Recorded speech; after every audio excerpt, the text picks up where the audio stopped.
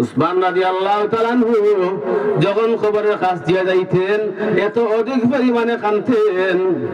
উসমান রাদিয়াল্লাহু তাআলা আনহু চোখ থেকে পানি বাইর হইয়া দাড়ি পর্যন্ত চোখের পানি ভিজিয়া যাইত।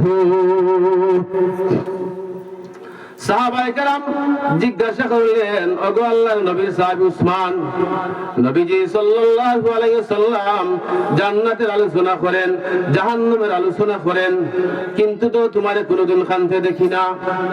ওগো নবীজির সাহাবী উসমান, কিন্তু খবরের কাছ দিয়ে গেলে তুমি এত অধিক পরিমাণে কাঁদো, এর কারণ কি?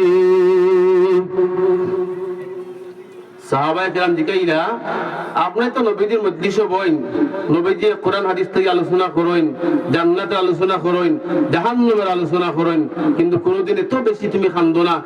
যখনই খবরে ফাঁস দিয়ে যাও এত অধিক পরিমাণে কান্দো, এর কারণটা কি? আল্লাহু আকবার। উসমান রাদিয়াল্লাহু তাআলা জবাব দিলেন, ও নবীর সাহাবায়ে কেরাম শুনো, আমি মরার পরে আমাকে আল্লাহ সর্বপ্রথম হাসরের মাঠে নিয়ে দাঁড় করাবেন না।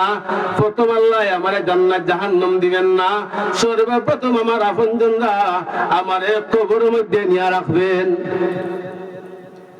ও সাহাবায়ে কেরাম, মহান আল্লাহ যদি আমার কবরের জগতে শান্তির জগৎ বানায়, তাহলে পরকালের প্রতিটা জগৎ আমার জন্য আরাম আর শান্তির জগৎ হয়ে যাবে। কবরে যদি আল্লাহ আমার আটকাইলাই, আমি উসমান আর পরের কোন গাটির মধ্যে মুক্তি হইতাম না। এই জন্য কবর দেখলেও আমার মনে হয়ে যায় যে আল্লাহ এই গাটও আমার আটকাইও না,